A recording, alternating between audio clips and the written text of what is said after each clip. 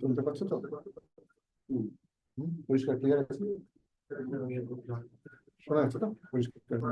কোনো ফিডব্যাক দেখতে পাচ্ছ কোনো জায়গায়? তোমার একটা অন রয়েছে না স্পিকার? কানে নিয়ে নাও, অফ করে দিলাম। কানে নিয়ে নাও, কানে মাইক অন রয়েছে, mic on.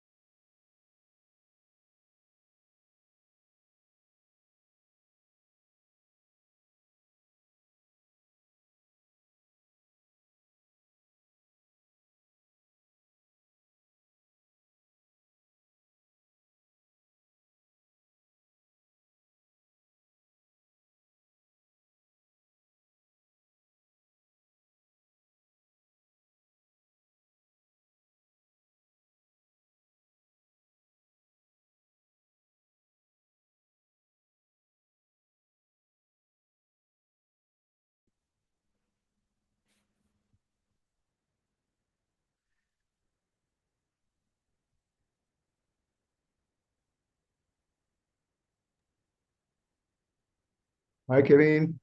Hello there. Hi, good afternoon. Hey, hey, good morning for you, right? Yes, I got the clock there in back It's of me. morning for you? I'm very Oh, good. that's Yeah, great, great, great, good. yeah, thank Oh, you. I'm good. Thank you. Thank you, Excited Kevin. for Just be around. Probably, we're just setting up the stage. People are joining, so we'll start exactly at 3. Okay, okay. Okay, thank you. Thank you so much.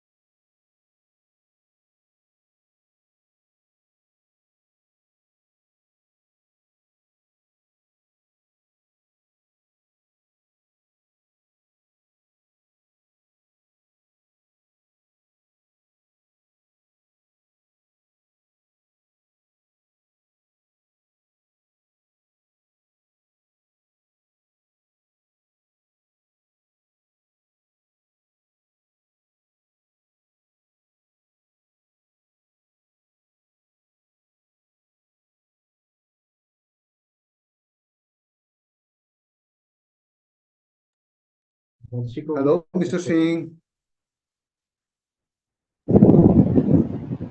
Good afternoon, all of you. Hey, good afternoon, Mr. Singh. Thank you so much for joining us. Just be around. We are setting up the stage. People are waiting in queue in the waiting room. We take maybe a 5 minutes around, and then we'll kickstart the program. Is that okay? Okay. Thank you.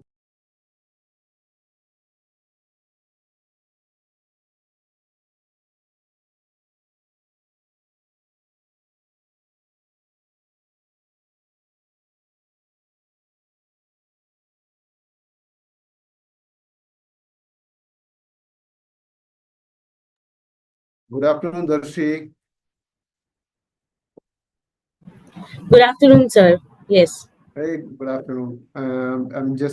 Thank you so much for joining us. We all are here and we are setting up the stage and people are queuing up in waiting room. Probably by next 5 to 7 minutes, we'll kickstart the program. Is that fine All- with you? yes, definitely. Okay, okay. Yeah. Thank you Thank so you. much. Thank you so much.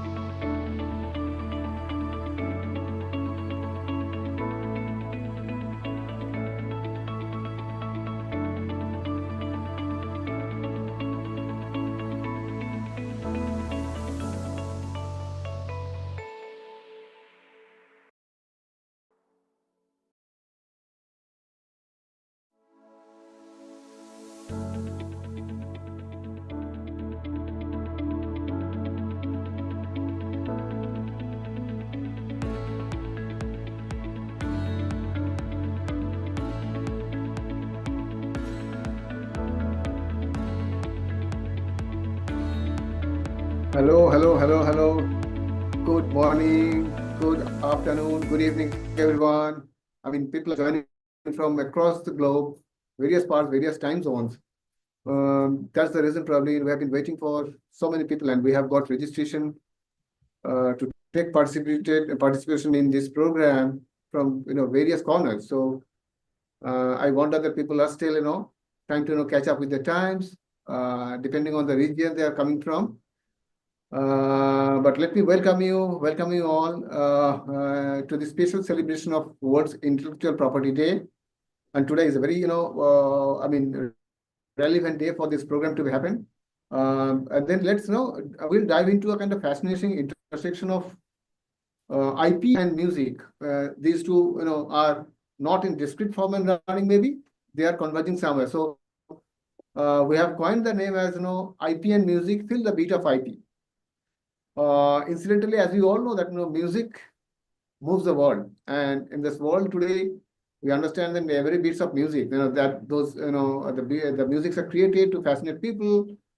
As a whole, music moves the world, and behind every beat, maybe every lyric, every rhythm, there lies an ecosystem of rights and protect that impose the creators. So this is something which we must keep in mind while we kickstart the program.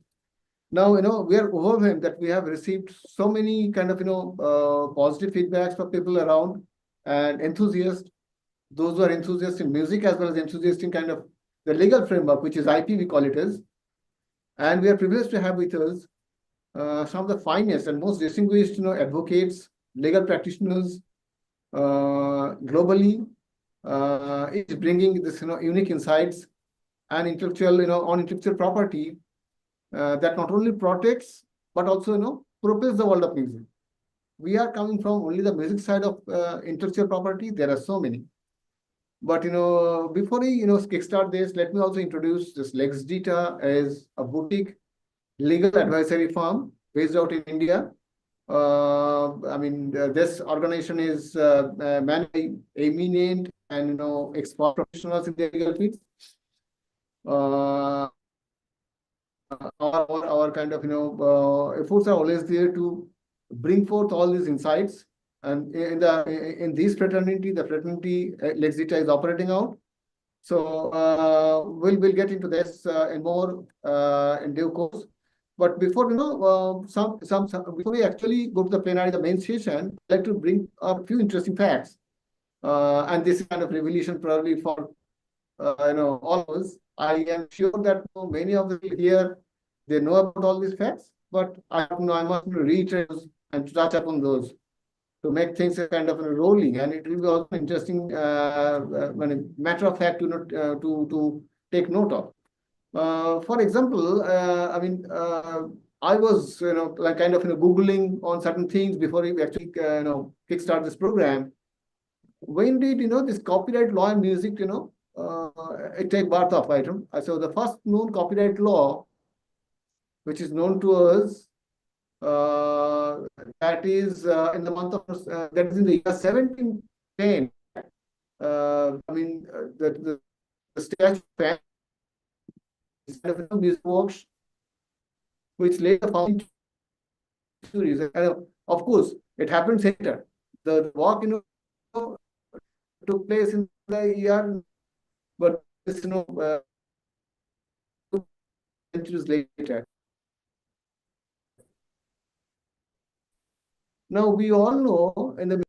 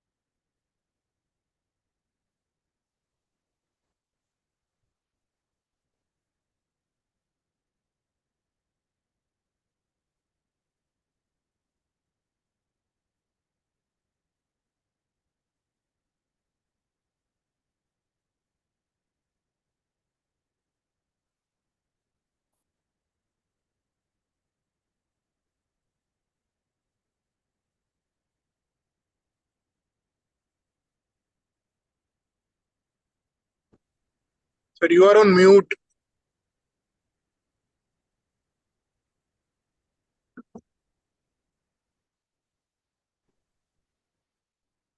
Oh, I'm so sorry. I lost.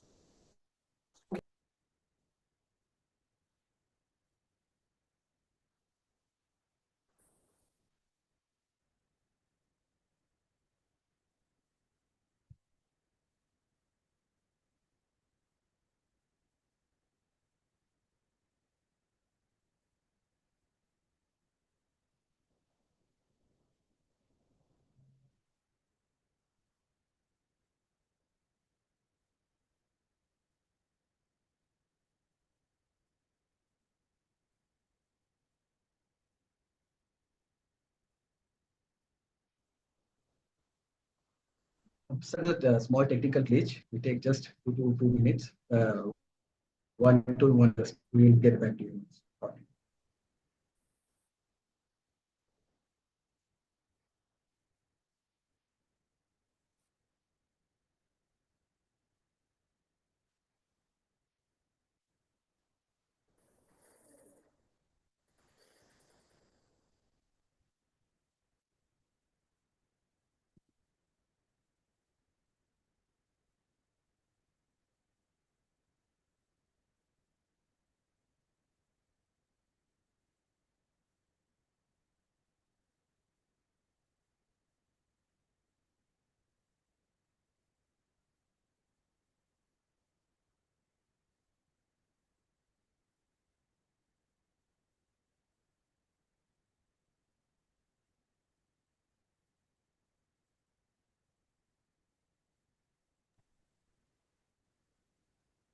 Can you hear me all? I'm so sorry. Can you hear me?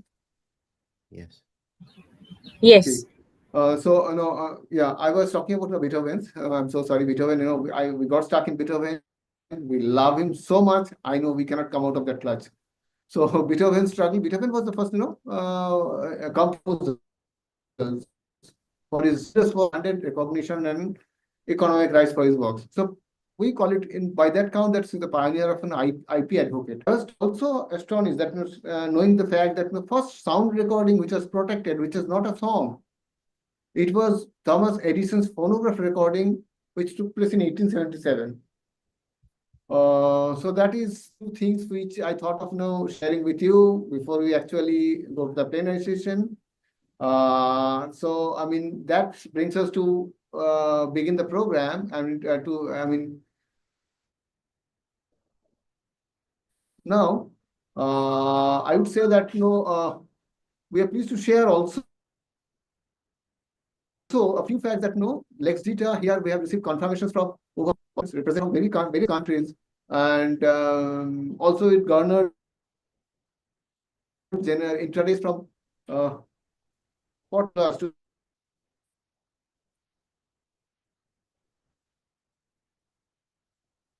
be precise. This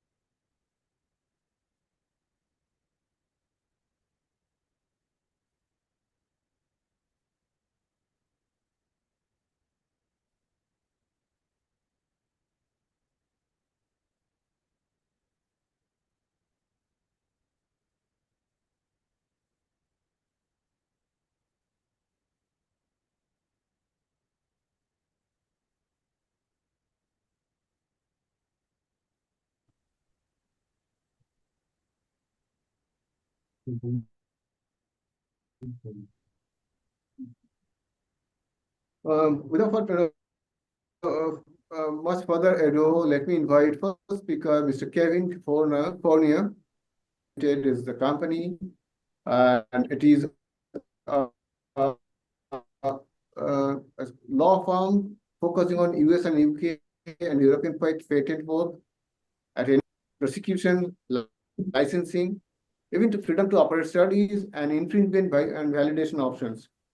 Kevin's firm also handles technology and IP-related transactions, agreements such as investors' due diligence, joint development agreement, and IP licenses. At his personal capacity, Kevin has over 35 years of experience in the IP field. I'm sure, awfully big experience.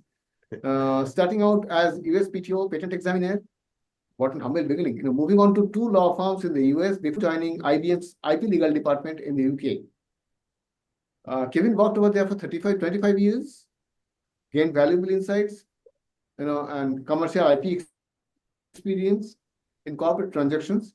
And finally, as a person like him and founding his own law firm to help technology clients in all of his key areas using his experience. Let me welcome warmly Mr. Kevin J. Fournier. Kevin, floor is all yours. Thank you so much. Over to you, Kevin. Okay, thank you, everybody. Good afternoon, morning, and evening, we know wherever you are. I'd like to wish everybody a happy World IP Day.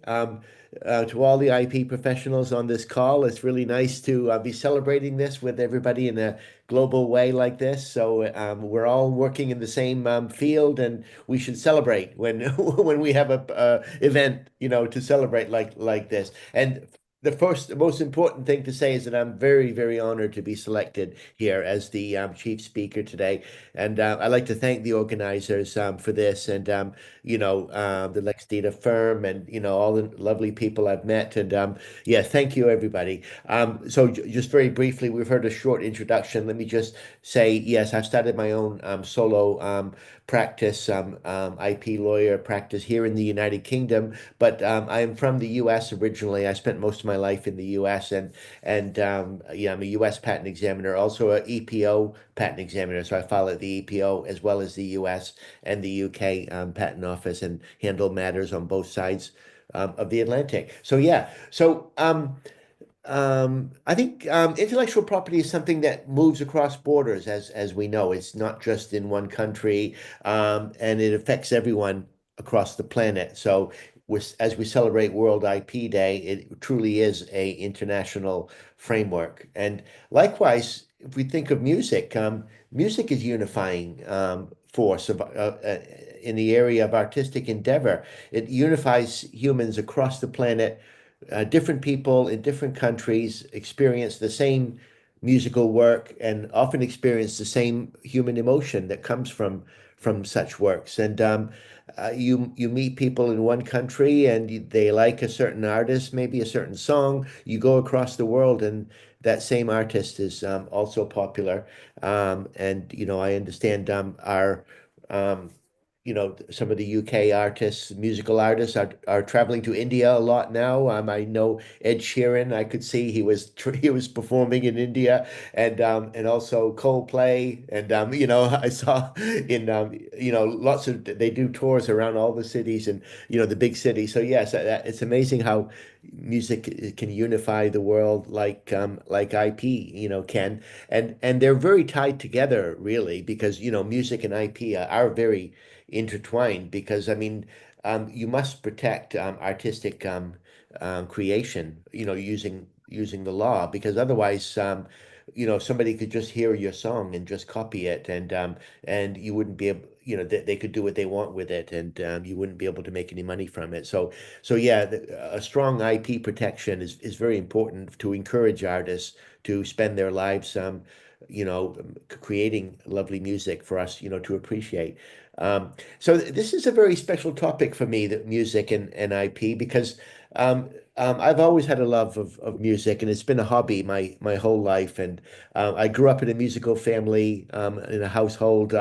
Everybody played instruments, and we all played by ear. Nobody could read music, so we just play. And I still play all the time. When I have my little keyboard in the dining room, and I just play. Whenever I hear a song, I try to challenge myself to see if I can play this song, and it becomes like it's a bit of fun. And at the age of 22, I got into IP, and then I immediately saw the parallels when I went to the patent office and became a patent examiner at the U.S. Patent Office, and I could see the parallels with music, and so that was something that brought me into IP actually, which is really, really great, because I can do something that a career that I really like. So. When I got into it, I could see the parallels between the two, very clearly. So let's take a quick tour of IP and how the different types of IP and how they relate to the world of music. So I think most obvious is copyright, where this protects the artistic pursuit of the artist, and so it protects the song itself, and like nobody could copy a song without risking copyright infringement. It also protects like the sheet music and their sound recording itself. So the medium that the recording is on is protected by copyright law. So the way that it was recorded is protected, which we have seen. It's very interesting. One particular example of Taylor Swift, for example, where she lost the copyright to some of her music in when she was starting out. I guess they were not so clear, contracts and stuff. So she lost the copyright to her music, and but in order to get around the sound recording part was very important, because in order to get around this, she re-recorded her songs, the old songs that she'd done like 10 years ago. She recorded them again, and this made the ownership sit with her, because they were brand new recordings, but they were of old songs. So sound recording rights in copyright are very important, and I found that interesting. You always learn from reading these things in the news, and there's a lot of IP disputes going on to do with music. So next comes the technology that is behind music, and this can be protected by patents, of course, a second type of IP right. You can protect the musical instrument itself, different types of improvements to guitars or keyboards, electronic synthesizers. You can, machines that connect up to these devices that change the sound. All of this can be patented, of course. And one famous example that I've always seen, in my years of back to my early 20s, was there was a accessory for a guitar that Eddie Van Halen, the rock star from the group Van Halen, he created this device that it sits out from the guitar so that you can play the guitar horizontally. And there's a famous picture. The patent drawing shows Eddie Van Halen holding the guitar, so it's quite nice. If you want to search for that one on Google Patents, it's quite an interesting picture. I'm currently helping a client at the moment who's working on software to convert music that is played on an instrument into written sheet music. So that's another interesting software innovations can be patented. Um, and then design rights is another form of IP besides the copyrights and patents we've talked about so far, where if you look at the artistic creations on the cover of record albums, for example, like if you think of Pink Floyd, The Dark Side of the Moon, there's a prism with the light coming in, and all the light coming out on the rainbow on the other side. Of course, the iconic Beatles, Sgt. Pepper's Lonely Hearts Club Band album cover. These are or them crossing the road when the zebra crossing in London. These iconic designs, nobody could copy that without risking a design right issue. So the other one is trademarks. Now, musical artists protect their names with trademarks, and this creates an incentive for artists to come up with brand new names and which are totally unique and protect them with the trademark so that they can sell their music under these brands. For example, you would have a lot of trouble if you tried to make some music yourself and you try to call yourself Sting or Madonna or Talking Heads or something. You would not have much luck for long. You would get contacted very quickly. You must come up with your own name, and so that's a trademarks are very important. So now we've been through them. Let's have a look at some of the disputes that have come up because there's been a lot of IP disputes. Too many to mention, but just in the high level here, copyright. We see every day where because music can be repeated, and you write a song if you're an artist, and you might take inspiration from another song. So I think there's been a lot of copyright disputes where an artist tries to write a song and it happens to sound a lot like another song. If you look at Ed Sheeran that I mentioned before, he's been in court quite a few times now with being accused of copying an old song. And there's one time that was quite famous where he brought his guitar into the courtroom and played for the judge to prove that his song was different than other songs. And Katy Perry has also had problems in this area. And George Harrison wrote a song called My Sweet Lord, as we know from the 1970s. And it was alleged to sound a lot like a song called He's So Fine by the Chiffons from the 1950s. And the Beatles were great lovers of the 1950s music. So they had that in their heads all the time. So, it has a very similar melody. So, and he ended up in court for that. Now,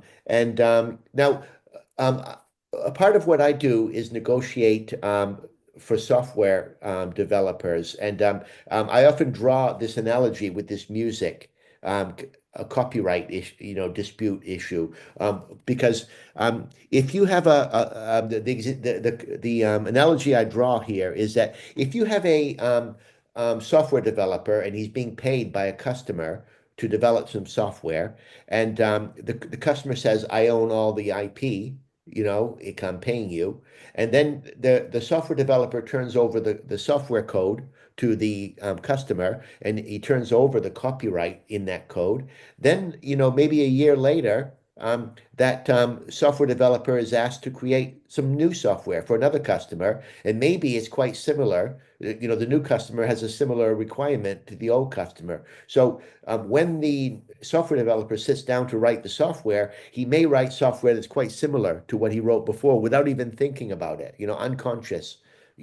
So I often when I negotiate contracts, oftentimes with a customer on the other side, if I'm representing the software developer, I will say, look at these copyright music cases.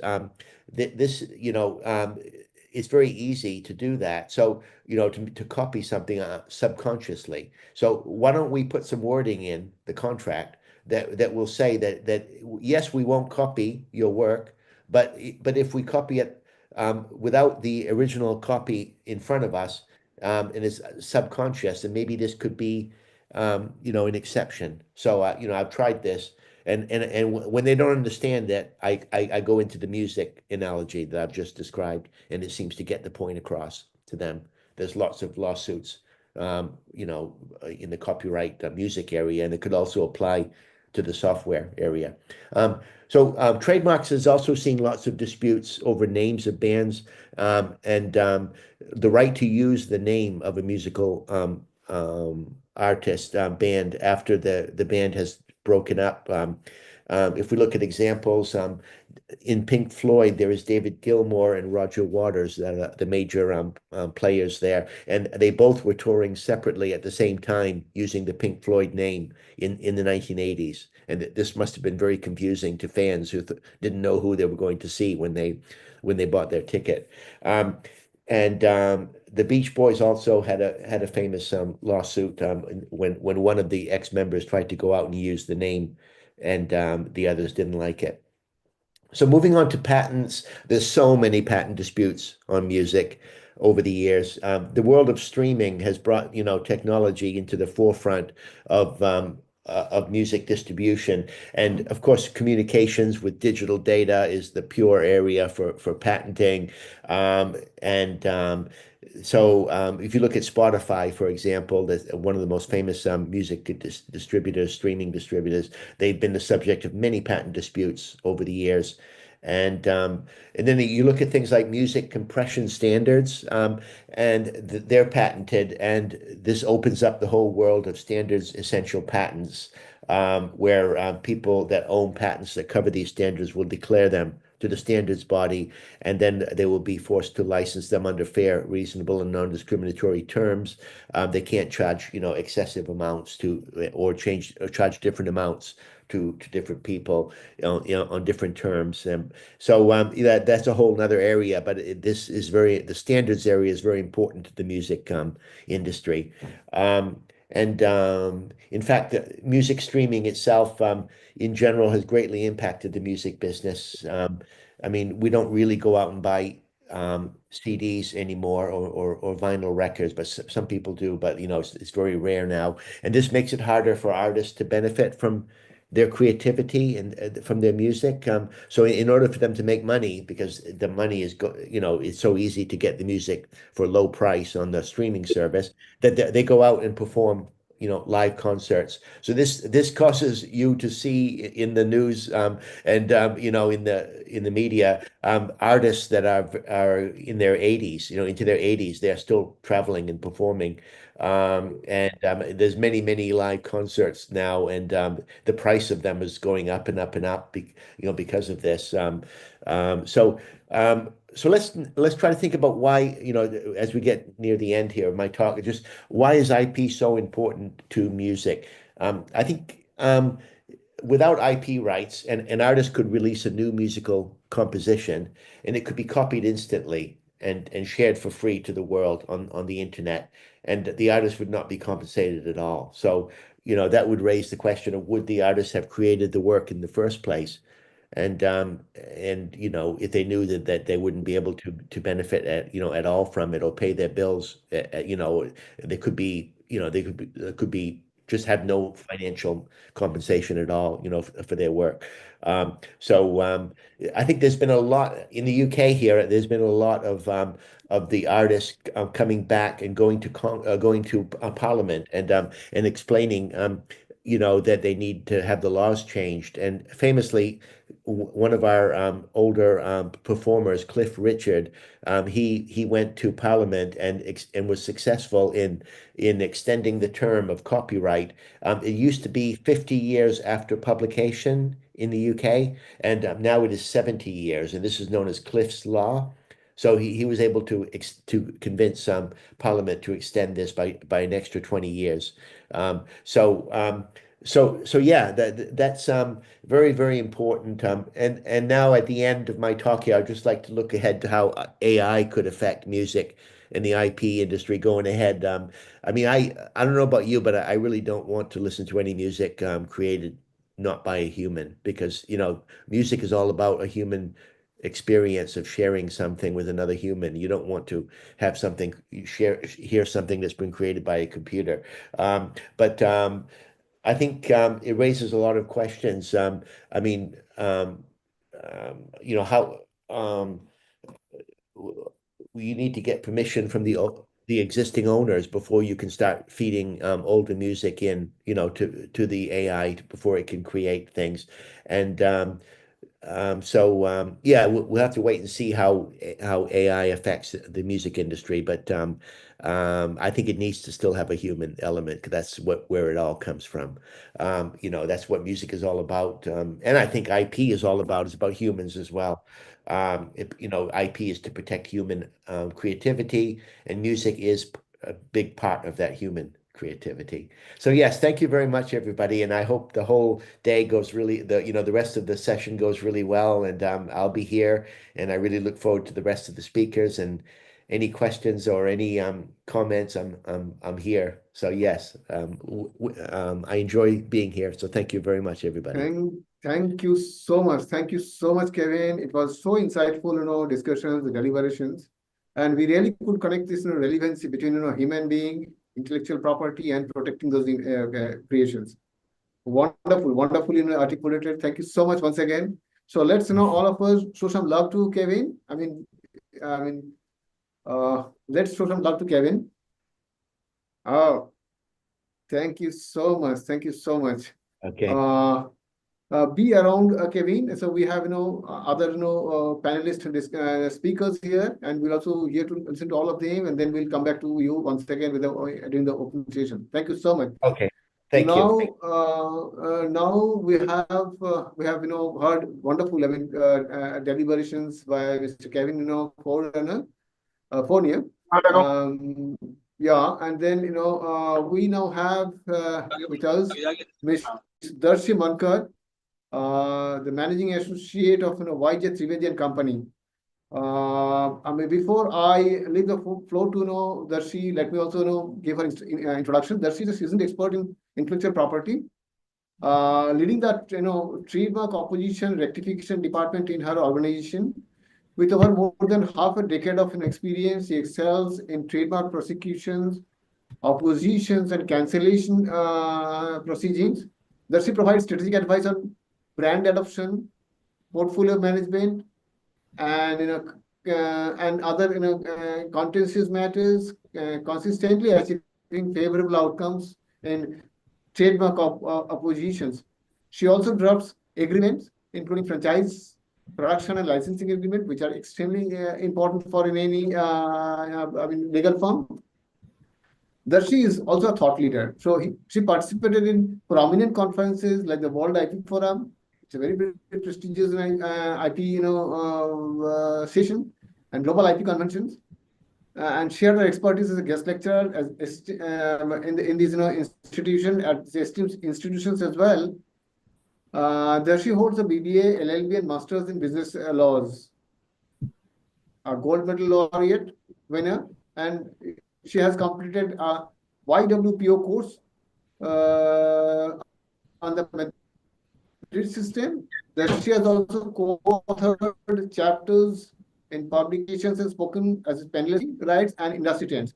Darshi's dedication to IP excellence makes her a trusted professional in this field, and she's with all right choices. She is one of the kind of most certain go to legal advisor in this field.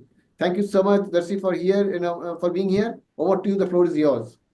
Darshi, Thank you. please. Thank you so much, sir. Thank you for such a wonderful introduction. Thank you for having me. I would like to thank LexDita as well for organizing such a wonderful and thought-provoking discussions for everyone. Hello, I'm Darshi, and like many of you, I'm passionate about the power of music as well. It's a pleasure to be here today on World IP Day to discuss subject which is of immense importance, the intricate connection between IP and the music industry, a field I have been dedicated to for over half a decade now. So, at the heart of music and IP, it lies copyright. Mr. Kevin rightly pointed and explained that what copyright is and how the sound recordings and everything needs to be taken care of. So, it's crucial to understand that there are often two distinct copyrights at play in a song: the copyright in the underlying musical work, the notes and the words, and the copyright in the specific sound recording of the work. So, this distinction becomes particularly important when we look at the various agreements within the music industry. Now, talking precisely about the present era, the digital age has brought about a revolution in how music is created, distributed, and consumed. Streaming, sampling, online platforms have created incredible opportunities, but also unprecedented challenges for IP protection. Now, when we are talking about the digital age, the copyright, this is where the IP agreements comes in. IP agreements are basically the contracts which governs the use of IP in the music industry. Technically, let me put it this wise, that they are the legal instruments that make collaborations possible, that ensure fair compensation to the artist, and that protect creators from unauthorized exploitation. For example, whether it's a songwriter assigning their copyright to a publisher, an artist signing a recording contract with a label, or a film producer licensing a song for a movie, IP agreements are the essential framework, I would say, that which makes it all possible. Now, before delving into the specific agreements which governs the music industry, please note that there are multiple agreements which happens to be, whether it's between the label and the producer and the composer, lyricist and the artist. So the first agreement which we would be discussing about is the songwriter agreement, which is often referred as a publishing deal. This is the agreement between a songwriter and a music publisher. The publisher's role is to promote the song and find opportunities for its use in recordings, films, advertising, and other media. In exchange, the songwriter assigns the copyright in their song to the publisher. So this is the basic understanding behind which a agreement is being made between two parties. This agreement is fundamental, and certain clauses in this agreement needs to be taken utmost care of. One is the ownership. For example, the question which we are dealing with today, and since Mr. Kevin also mentioned that who owns the copyright when it comes to the song which has been made by the AI. So the ownership is of the utmost importance in any agreement, not this agreement, but in any agreement. Then comes about the royalties aspect. So when you are considering the royalties comes under different types of agreements. For example, the assignments. Once the assignment is done, once the licensing is done, so the royalty can also be given time duration wise or at once. It can be also set as the consideration given at the end of the assignment deed. So royalties are again of multiple types. Hence, the clause of the royalty becomes very significant. Now, next would be the control clause. The extent to which the songwriter can control how their song needs to be used or how it has to be used. So that becomes again the crucial aspect, because usually what happens that when a person is signing a contract or an agreement, he might not be aware of how his work or how his notes, words, or even musical being used once post the sign signature of that document. So the clause are of utmost importance. Now, usually very frequently the disputes arises when it comes to the assignment agreements, because once the assignment, that is also known as the permanent transfer, so once the assignment has been done, you lose out the ownership over that particular work of yours. So multiple disputes arises when it comes to assignment agreements. Hence the clauses needs to be well drafted, well documented, very tactfully documented. So let's take an example that once the assignment which whether the assignment which both the parties are signing covers the future technologies or only those existing at the time of the agreement. So here the interpretation of the language used in that clause is the key. A hypothetical scenario, we can take it up for the reference part. What happens in the general disputes, that imagine a songwriter who assigned their copyright to a publisher in the pre-digital era. Years later, their songs gain significant traction on streaming platforms, just like Spotify or other streaming platforms.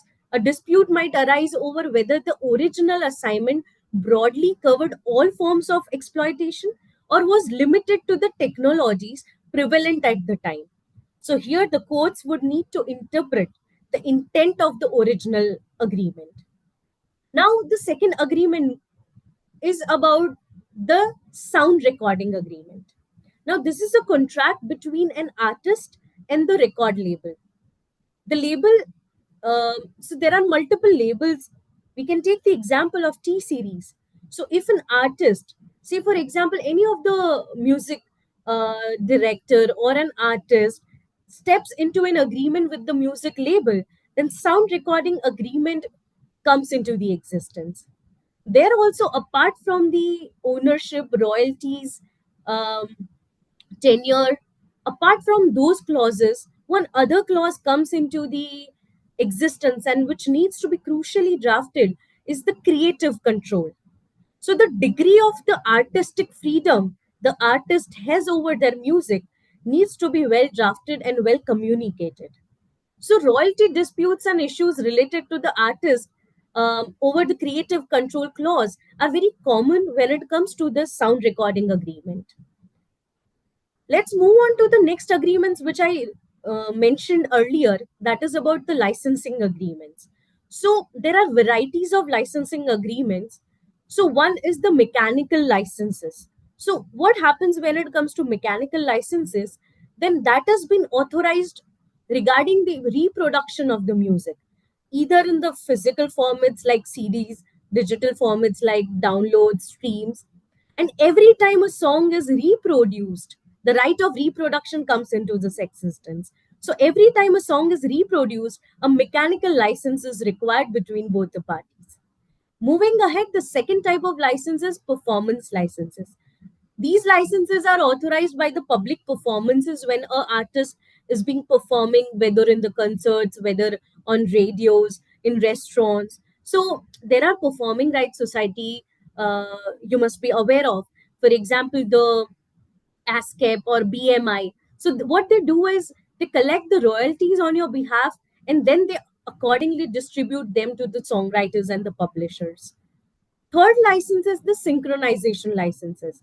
So this license is often is being signed between both the parties when the usage of the music in audiovisual works such as the films, TV shows, commercials, video games. So a piece of music needs to be used and then accordingly the license is being taken. For example, if an artist has sung a song and the relevant video game company wants to insert a just piece of it, then the license has to be well drafted regarding stating that a particular piece of, say, for 1.02 to 1.10 piece would be used for my video game. So the clause needs to be very detailed, drafted, and well communicated. So infringement in this, when it comes to agreements and in the music industry, the infringement often occurs when music is used in audio-visual productions without obtaining the necessary licenses. So beyond these core agreements, there are other two agreements which are of very crucial importance. One is the collaboration agreement and one is the name and likeness agreement. So when it comes to the collaboration agreement, it governs the relationship between the artist, songwriters, producers who work together on a musical project.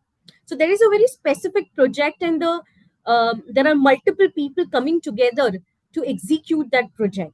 So here, when it comes to the collaboration agreement, apart from the ownership, as in who is going to own the right post resulting of the work, the credit and the revenue sharing clause becomes very important. So credit, by that I mean that how each collaborator will be credited for their contribution.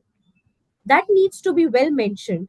And again, the revenue sharing part, how the income generated by the collaboration will be divided amongst the people who has got together to execute this project. More the clear and comprehensive collaboration agreement is drafted, it prevents disputes and ensure that everyone is fairly compensated for the work. And finally, the concluding agreement which we would be knowing about is the name and the likeness agreement. So, an artist's name, image, and likeness are valuable assets to the artist. So, very recently, you all must have read about the personality rights as well. So, in the same scenario, an artist who is just not the backstage artist, an artist also has their identity. So, an artist name, image, and likeness are valuable assets, and that could also be merchandised, endorsed, and it could be used for encashing further commercial benefits. So these are the agreements which majorly we discussed. But when it comes to the key considerations which are paramount, and it has to be particularly seen, then first would be the specificity, as in avoiding the vague language, clearly defining your rights, territories, terms, and payment structures is the key. Next would be the royalties and the remuneration. I would always suggest my clients and to all of you that when it comes to the clause of royalties and remuneration, one has to be clearly mentioned along with the duration, that on as in within the post 6 months of the specific work, or it bases on the streaming revenue, how many views you have come across. So those things are very uh, crucial when it comes to the fair compensation to be given to the artist. Next is the clarity over the document when you are signing. When an artist is signing a particular document, it needs to be well informed whether it's an assignment deed or the license. Because assignment would be the permanent transfer, and the license would be time based or the hourly based transfer. So it should not happen that an artist is being tactfully cheated with, stating that we want to use your song for 5 hours in a concert, and then ultimately it results that it has been already given away, it has been assigned, the work of the artist has been assigned to that specific label. So by just paying close attention to these clauses and understanding the nuances of the Indian copyright and the contract law, the parties, it could be composers, it could be the musicians, labels, the music industry can create a more robust and the equitable ecosystem within the along with the IP and the other copyrightable work which they would be doing it. So, two of the pointers which Mr. Kevin also mentioned, that the AI has been a constantly um, coming up with the questions, the new challenges, and the opportunities which yet are being unanswered. So, all in all, in this complex and rapidly changing landscape, it's more important that for musicians, for industry professionals, and indeed all stakeholders, there needs to be a proactive in protect they all needs to be proactive in protecting the IP rights when it comes to the music industry. So on a concluding note, I only have a two uh, suggestions to make, whether you are on the industry side or whether you are on the advisory side. One is that document everything wisely, tactfully, put all the verbal agreements and the communications and writing in the clauses, no matter how informal a collaboration may seem, but at least document each clause very tactfully. And another would be the stay updated and stay informed equally. You might be working with a lawyer or a legal fraternity professional, but you being an artist should be equally updated and well informed about the new laws coming up, which is relevant and which are extremely important to your industry. So, on this note, it's been a privilege to share my insights with you all today, and thank you once again for having me. Thank you.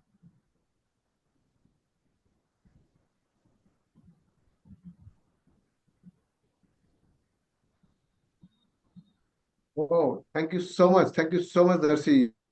I mean, it was such a kind of an again, informative session, and you have actually touched upon all this technical side of agreement, assigning agreement, then control clause, royalty, infringement, all this. Thank you. Thank you so much.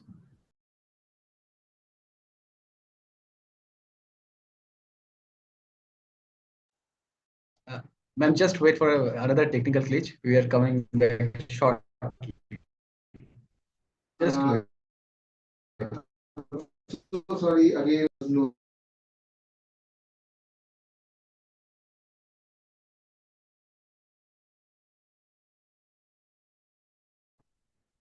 I mean, my childhood days, these are the questions which were there in my mind.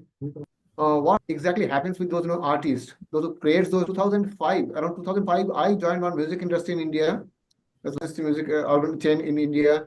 And then I realized what are the intricacies, what are the kind of technicalities involved behind this, copyright or maybe royalty agreement and stuff like that. Because once your originality is being taken away, or maybe your ownership is being taken away by dint of some agreement being signed, then I understand what kind of pain goes through. The owners, the creators, the composers, they go through this kind of pain, and always the agony and probably apprehensions, like what will happen to my creations. But those are now being secured through structured proper agreement, which Darshi pointed upon.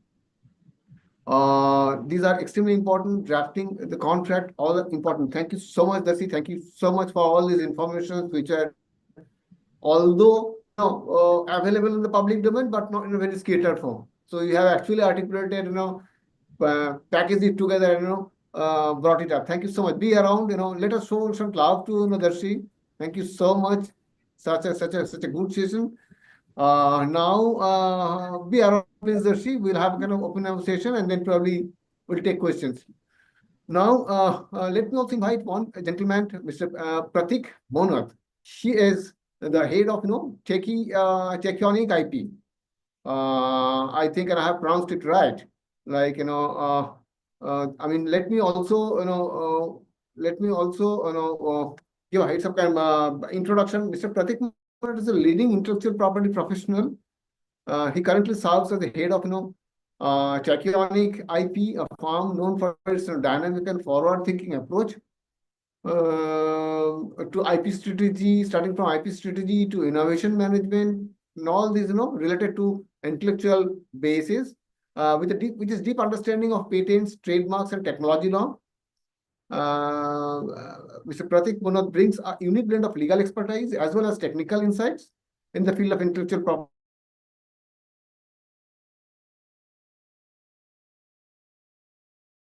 Companies, corporate houses, research institutions, and legal professionals on building robust IP protocols, portfolios, and leveraging them for commercial advantage. As a speaker and mentor, Mr. Munot is actively engaged in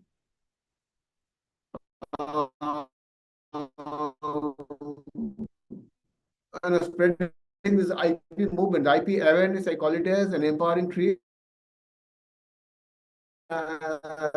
rights on this intellectual property and global IP landscape.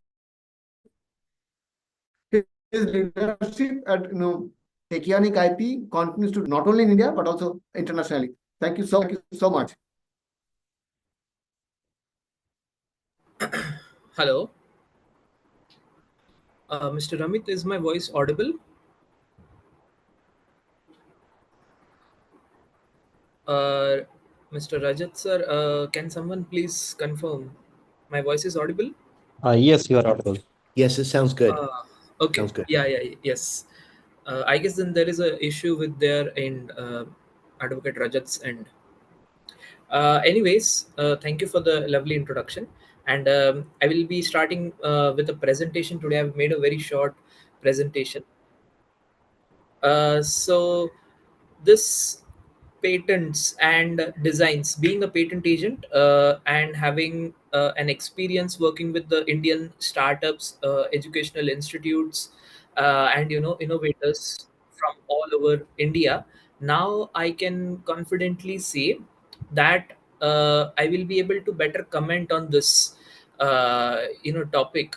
And when music and sound and other artistic forms come up, we always think that copyright is the appropriate, I would say, protection. However, there is a lot of subtle innovations happening in the Indian music industry, especially how to protect them with patents and designs. I would like to focus on that today, and what are my approaches and opinions regarding that. So here on the introductory slide, can someone please confirm if they are able to see my slide presentation and even changing it? Can someone please Yes. confirm? Yes. The Yes. slides are changing, right? Yeah, it is. Okay, okay, Yes, okay. it is. Yes, that is perfect. So here, I would like to start on the introductory slide itself. There is a photo of an instrument. This instrument is called Divya Babe flute, which was discovered in Slovenia, and now it is considered to be the oldest instrument, which has musical instrument which has ever been discovered. Like it dates back to 67,000 years, somewhere around 43,000 to 67,000 years. But then scientists believe that this was the first musical instrument in the Neanderthal age, which was made. So this was the first innovation, and fast forward to today. In today's modern world, we have so many instruments, guitars, play boxes, and all other artistic systems, wherein those are very sophisticated. But this is where the journey started in India. The first patent, now this is also a debatable topic, because I've not been able to validate it myself, but then the first Indian patent for a musical instrument, it is said that it was provided to A.T. Lab Page for a harmonium in 1842. However, I was not able to find the application or patent number it myself. So we can consider this, that Page was the first person who brought harmonium in India as well. Now, when we talk about musical innovations, and in the music industry, we find that patents are highly filed, seeked upon. They are filed in India. Many applications have been filed till date in India, especially in the recent years, with the advent of AI and all other types of systems as well. However, when we look at the numbers, music related inventions, there are somewhere around 7,555 musical patents granted in India for musical related works. However, when we see class 17 of the Locarno classification, which is there specifically for musical instruments, we will find only 196 registered industrial designs in India. So we can see from the numbers, there is a huge gap in patents and designs. Whereas that is what my opinion for today is going to be, that bamboo related instruments, especially with the upcoming innovations happening in designs and all, bamboo related innovations, especially in the musical instruments, flutes, guitars and all, they should be not only innovated, manufactured, but also be protected under design protection. And from the numbers we can see there are only 196 registered designs in India related to in class 17. Now I'll just share you a couple of examples for my contributions for helping my clients to secure patent rights for music related instruments. One patent I would say, now this is a granted patent in India. The working principle has been granted, like the process patent. So this is a system for monitoring safety of individuals, based on audio visual interactions as well. So basically this is an infant monitoring system. Amazon has come up with a similar kind of similar kind of system, but it costs $1,000 or something in India, and that is very difficult in terms of middle class people in India, and especially with the advent of work from home environments in India. So this was developed by a inventors from Maharashtra. They had made this technology to be interactive with the child, along with responses in lingual, their own, let's say in Marathi, Kannada, and all different languages. So the Indian languages as well. So, and the cost of this instrument, they were able to achieve this in just 10,000 rupees, that is $100. So this was quite a, this is a granted patent, and they're working on commercialization of this. Now there are a few design applications as well, which I was able to facilitate on behalf of my client, MIT EDT University in Pune. So they have filed quite a few designs. When I showed these exact numbers with the university's director, they were able to figure out that there needs to be a lot of design innovations as well. So they filed three of these along with the numbers. I have filed different DJ consoles, wing bit controllers, and karaoke speakers. They have a lot of bamboo related inventions as well coming up, lined up as well. So here everyone is a professional, myself. So I would urge people to uh, uh, you know may spread awareness regarding the designs as well. And I would like to say, these are all clients of mine who are working in, these are all DPIIT recognized startups which are working in, I would say, music and related fields. They have come up with very innovative solutions, especially LSP innovations, making an audio visual robots to attract, to gain attention on public spaces. They have made interactive languages there as well. Nature green technologies, they have come up with a very innovative solution wherein they use sound modules with a particular frequency, which will be vibrating at a particular frequency, to deter birds and animals, especially on water reservoirs. These are floating units, and then because of that sound modules integrated inside, they will deter the birds. Especially this is a problem with water reservoirs and all pollution happening these days. So, and Cyber Chakra, it is incubated in IIT Kanpur. It is one of the Smart India Hackathon winners. They have come up with a device. This is their design has also been registered for that matter, and patent is in process. They have come up with a acoustic data capture device, which will collect all the signals. Wherein cyber security, they will use that for analysis, further analysis, and agriotics. They come up with different technologies. Now they have made a bamboo. They are working on a bamboo related ceiling fan with rhythm adaptive speed control. The speed of the fan blades, especially according to the music played in the room. Else, if at a certain after a certain point, music may become noise very quickly if it is not in accordance with the rhythms of our body, our mind as well. So they are coming up with a lot of cooler innovation as well in there. And there are many these are, I would say, an applied examples of startups working in applied fields, applications of sound, music, and frequencies and all. But then there are very core sound instrument producing startups as well in India, which are very promising and something to look forward to.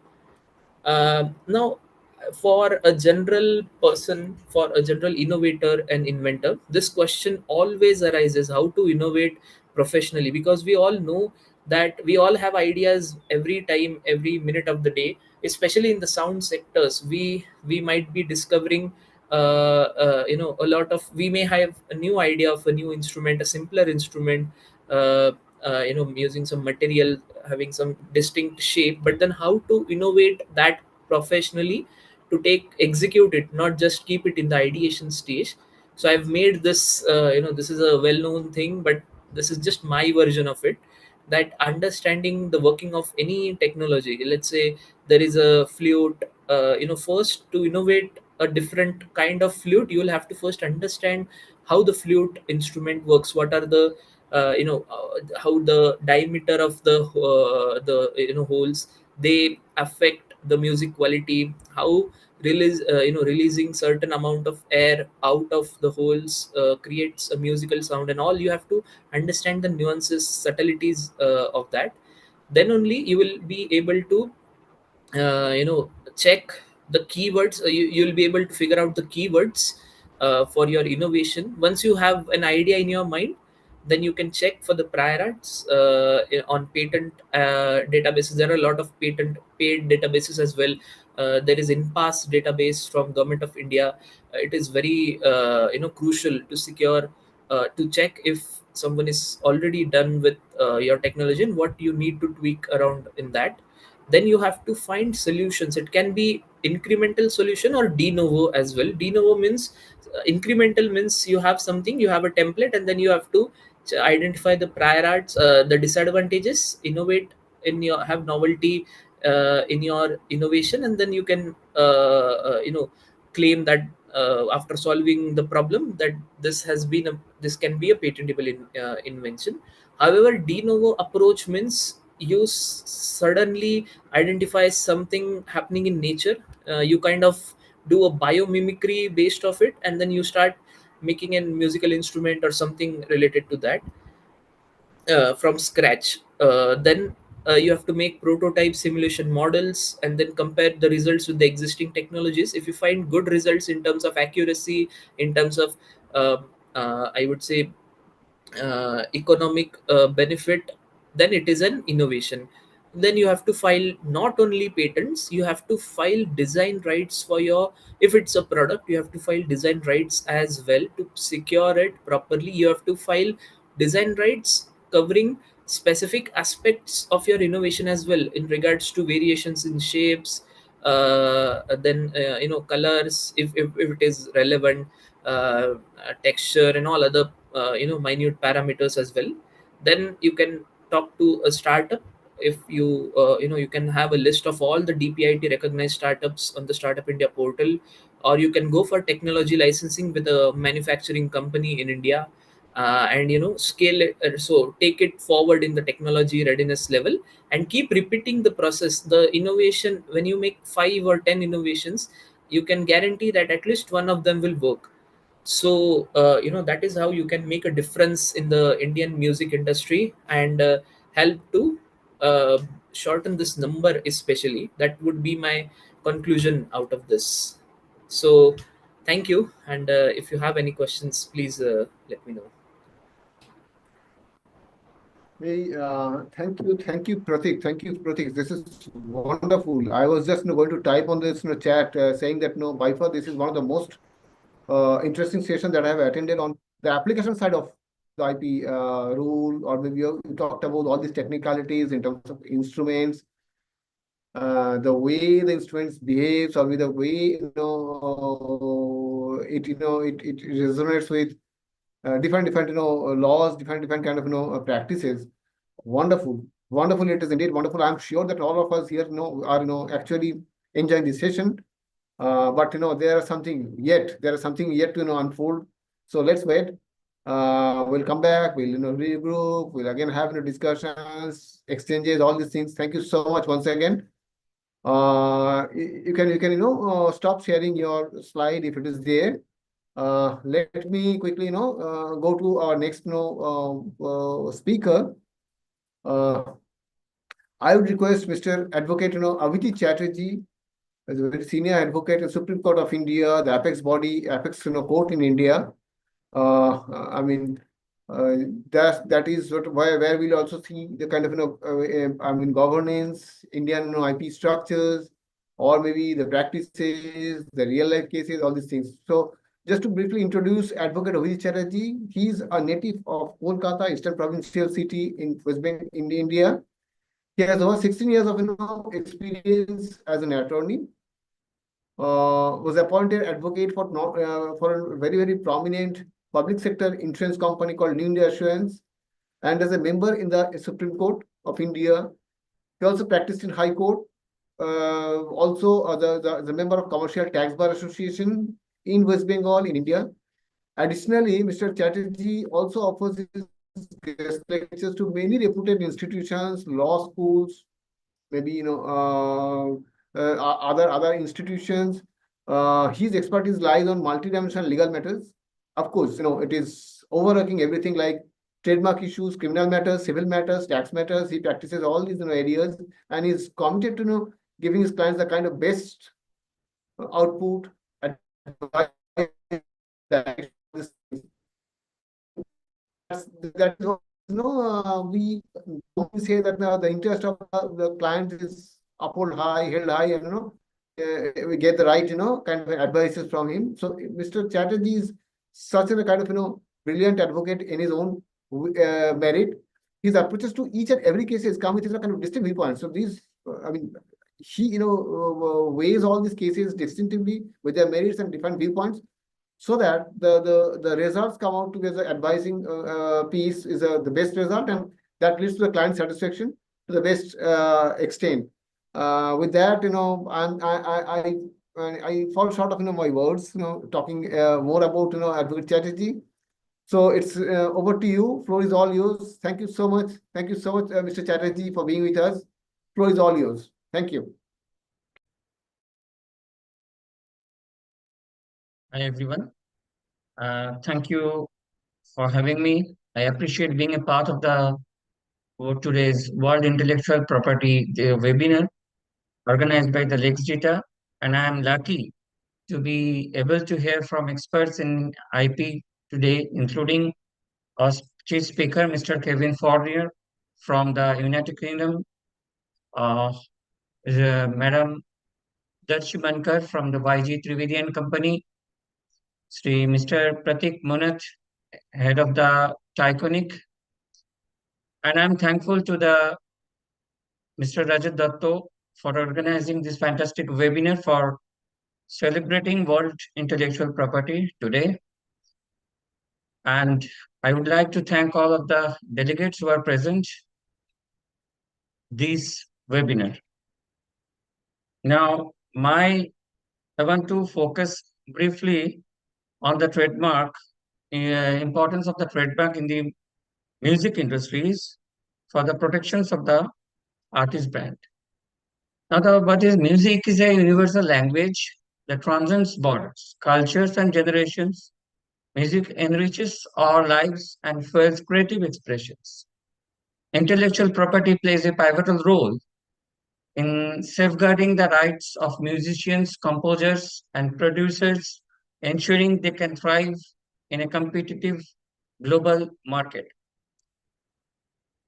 Generally, in this digital world, it connects artists and bands with global audiences through the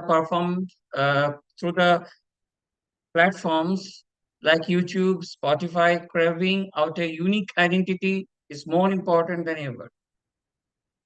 Now, what is the value of the trademark registrations in the musician's brand?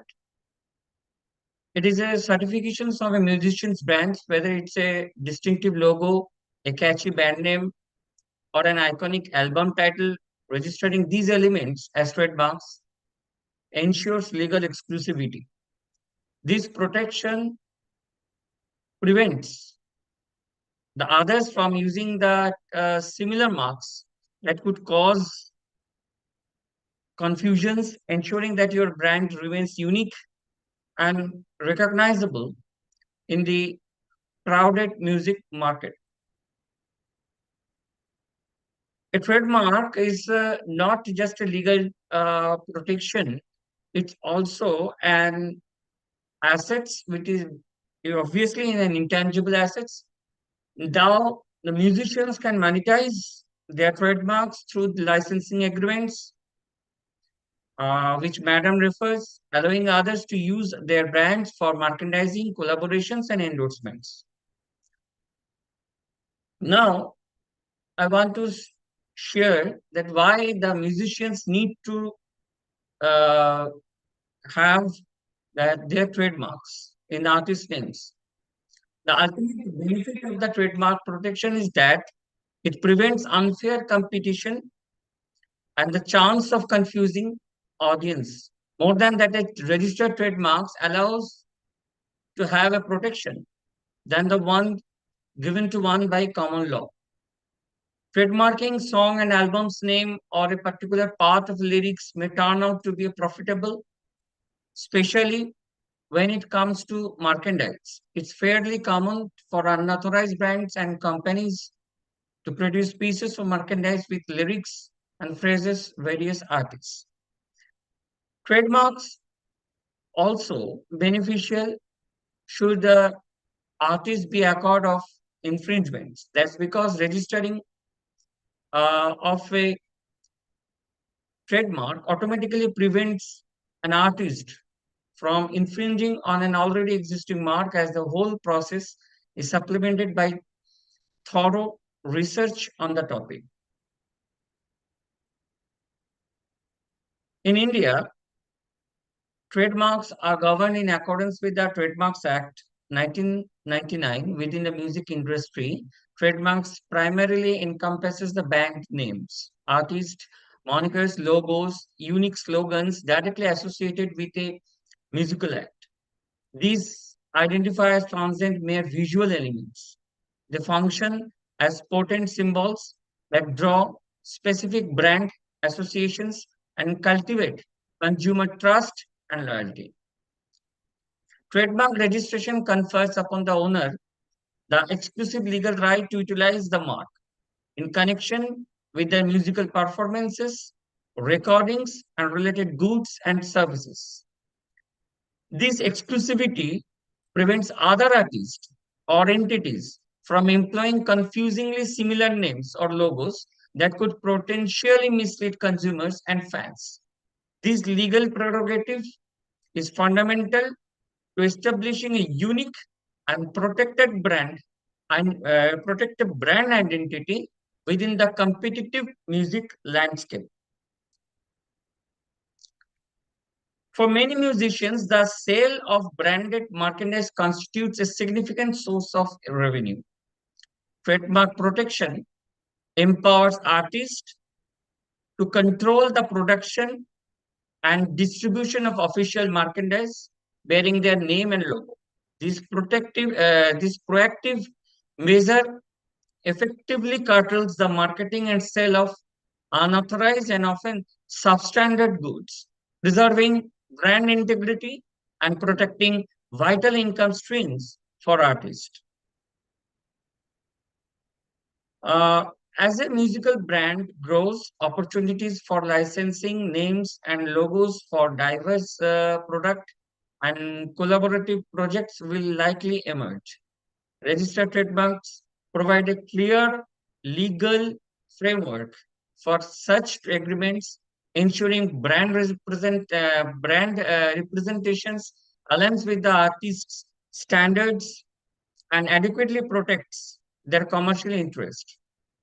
Proper trademark registration ensures that the artist is able to have control over the usage of their names and logos in consonance with their vision and goal. Now, I want to share that trademark is a type of industrial property rights, or it can be any word, design, and symbol, phrase, or logo. Any product is primarily recognized by its trademark, where one gets assurance that it belongs to a particular brand. To avoid the replications and misuse of the trademark laws are significant.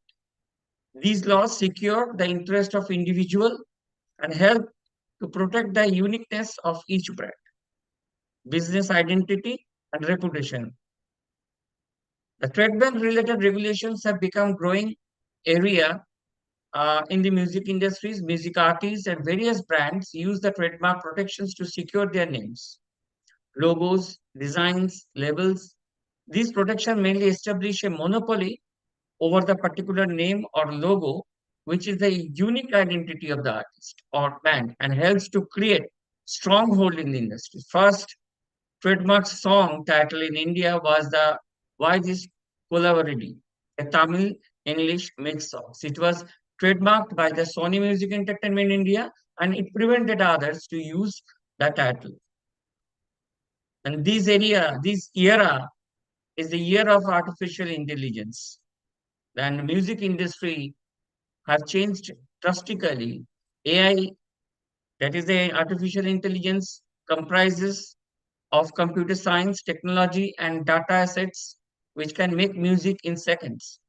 It makes the process less time consuming, efficient, and cost effective. With the help of the AI, music can be created without actual instrument or even actual singers. So AI uses the pre-existing vocals, instruments, and change them as per the requirements of the present music. It also can add various elements to enhance the effects, make the music personalized. With the help of the AI, even have the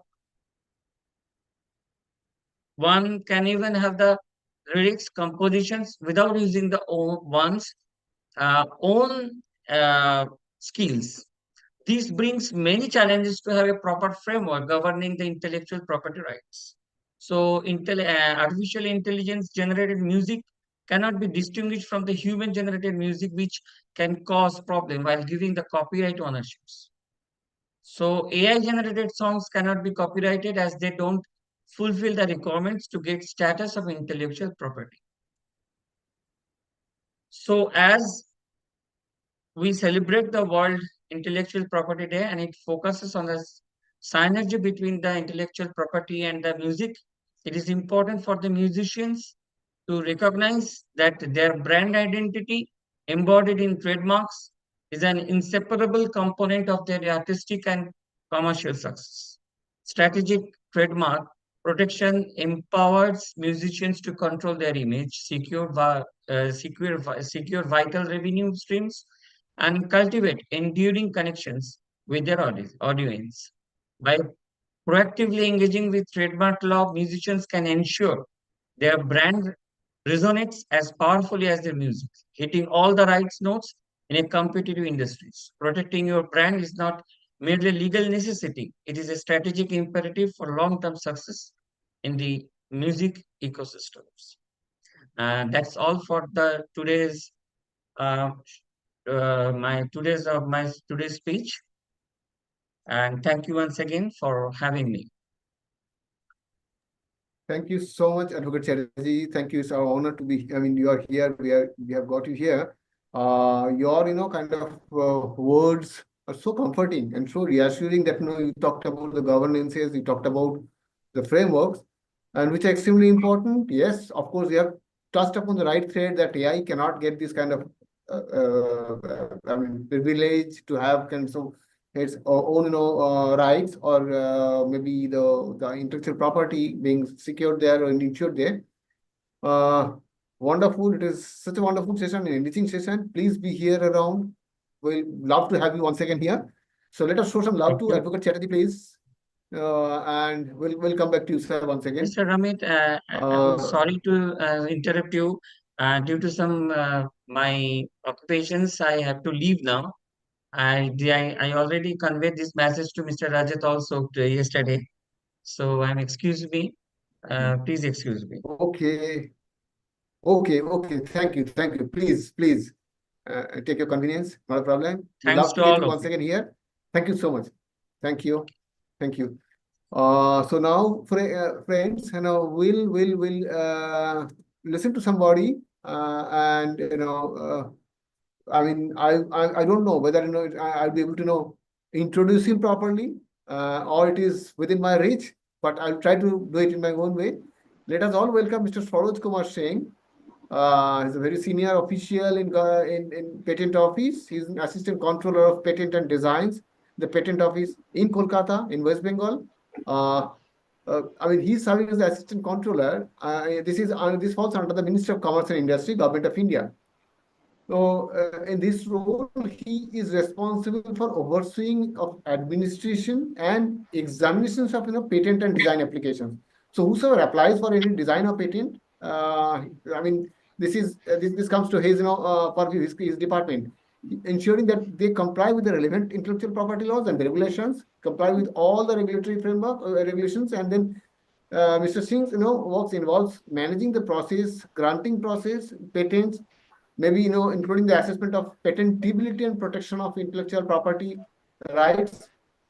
Additionally, I would say Mr. Singh plays a crucial role in developing policies and practices related to patent law in India. This is something which is extremely important and extremely I would say valuable. He's involved in efforts to improve the efficiency of patent system. promoting innovations and support economic growth by protecting technological advancement. Because if we catch the right thread, that infringement, which gives us a kind of huge loss of revenue.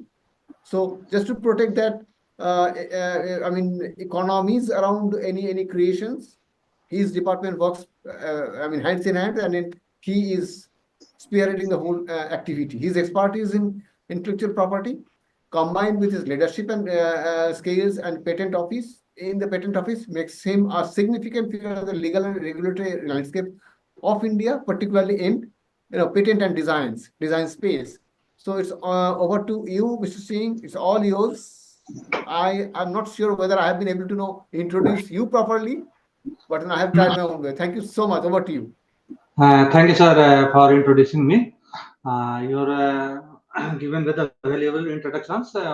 What is I am doing in the patent office. Okay, thank you, sir. Today is World Intellectual Property Day. This is very good idea to spread the intellectual knowledge to the people, to how to protect your intellectual.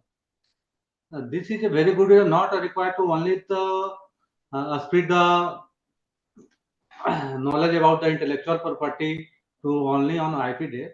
So I think it should be done regularly basis, so that every people of the country to know about what is the intellectual property and how it should convert into my knowledge into into property. The office is mainly you trying to convert your intellectual mind into the money. So before taking the right, you cannot convert your intellectual creation into the money. Many speakers here given what is the legality, what is the intellectual property part, like a design, patent, and trademark. All previous speakers, were very well explained that. You should not you should know if you created any intellectual property. So first of all, you have to go to office through the legal person, how to draft your intellectual idea, how to write that idea, and then submit to the office. Because if you are not submitting your intellectual idea before the office and you present it in the public, after few long, you find out that this is my valuable creation. You should. This is the valuable things. I have to convert the money, but you may be too late. So office cannot protect you. Without taking protection, you cannot change your created intellectual property into money.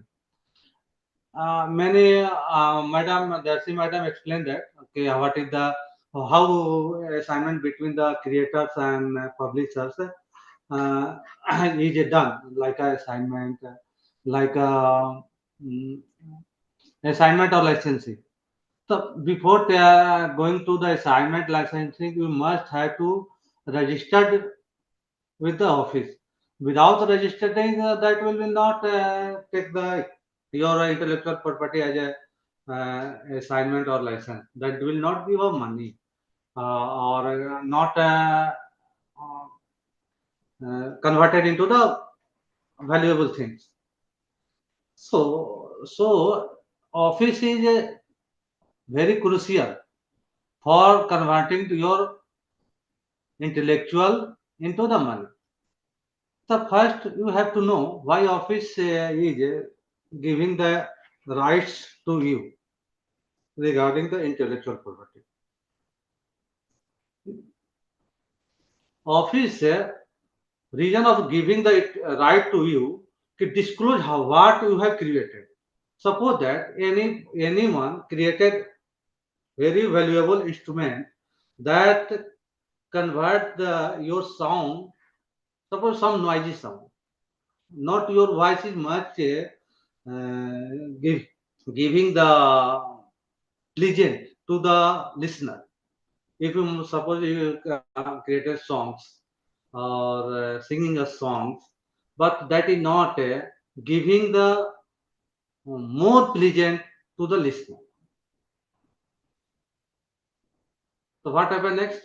Some people think that you have to create such an instrument that convert your song into very pleasant way. So that if that person invented the instrument, they have to protect it from the office. Without protecting that instrument may copy the someone and use that, then invented person that did not get any benefit. So you have to require to protect your invention first. Before going to disclose, you have to come to the office and submit your what you have been invented. There is some legality as well. The best way to go to the legal expert also here organized by the um, Mr. Lex and Data Associate. This is the platform between the creators and the office.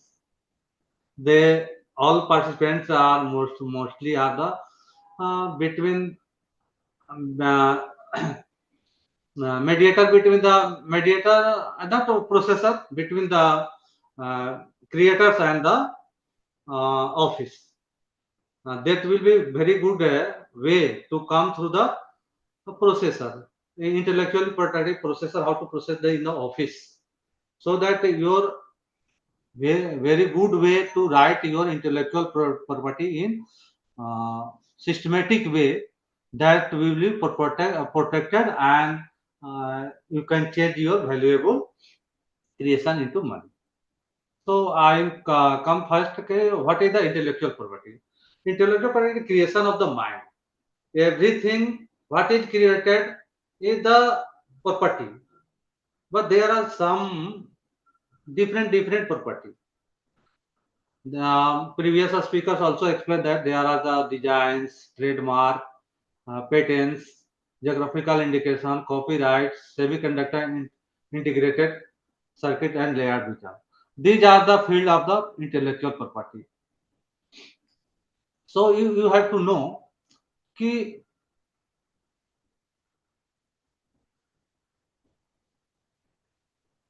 okay, how it is protected. So first you apply the office, then some give the exclusive right. This is the exclusive right to you ki how to utilize it. Not any person can utilize your invention or design or trademark without your permission.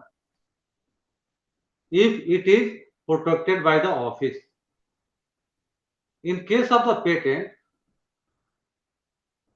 all are already know that Dolby Laboratory and Sony, most famous in the field of the speakers and sound reduction system. These company are very well working. This company is actually take the right from the inventor. Instead of the created by the creator, they pay the some amount. Also, madam explained that regarding that, how they are benefited the creators. There are two way. The one way is the assignment, another way is the licensing. In assignment, they are take the money in one way. In licensing, may take the money in interval way. So, in case of patent, if you file the patent, from the date of filing, you get the 20 years exclusive right. Anyone cannot be copied from your creation without your permission. That person have to take permission from you. Very known inventors are like Thomas Edison and Graham Bell. You already know Wright brothers and Louis Pasteur, very famous inventor. What is the benefit of this invented by this inventor? This disclosed to our society, then society is progress more and more. Then other person can know about this invention already happened. Then we have to invent further, or if there is any some problem in invented thing, then have to remove that problem. That removing the problem also is invention. That invention is two parts. One is novel and other is inventive. Inventive, novel means new idea. What is your new idea? You have to check in the world that your new idea is existed in the world or not. Many person I have experienced that many person comes in the office and find the patent and said that I have a new idea.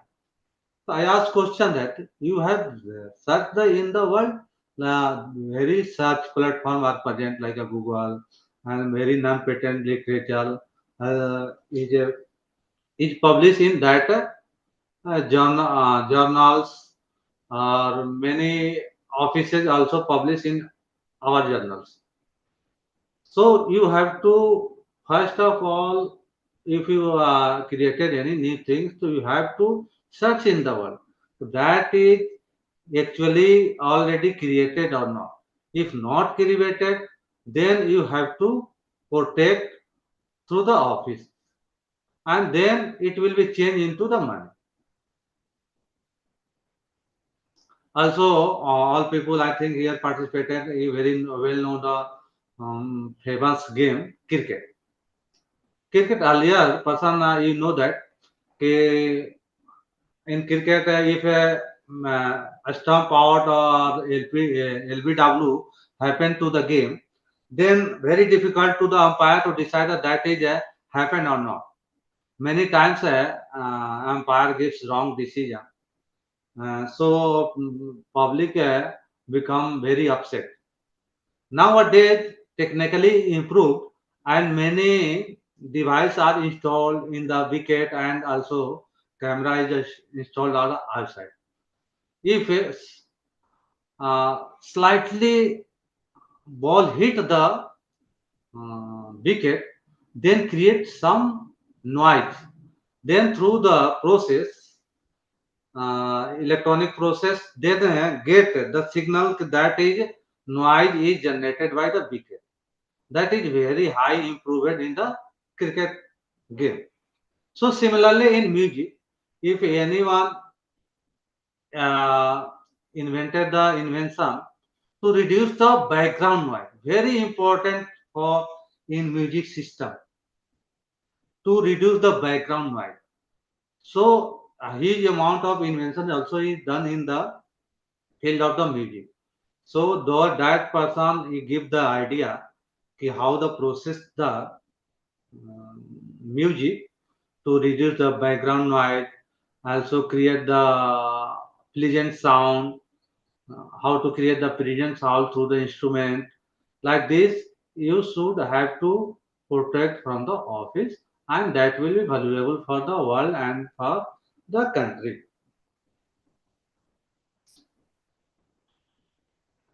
I am coming to the next point. If you created in India, then not only protect from the India. If you created the valuable instrument, you must also have to protect it in the world. If you not taking the protection in the world, then what happen? Then many person will import in that country and utilize your creation. And also in there are many companies that will be create the your instrument what you have created. Then that company will be utilize your invention to create the instrument. Then there will be no benefit for you. So there are three ways to protect your invention. That are names ordinary, conventional, and PCT. Ordinary application means that if created in India, then file the application only in India. Then only you take the protection in the India. Or direct filing in one country to take the protection. Convention application means there is some Paris agreement. Then according to that, there are many countries participating in that convention country.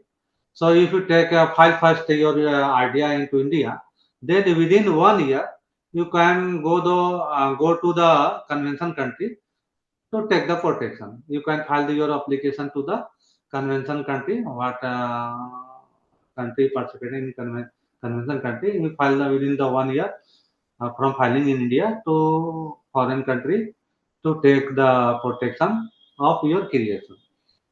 Similar way, there is a PCT. There is also one agreement among the country that will give the more time to you to understand your creation is valuable or not, or also it is patentable or not.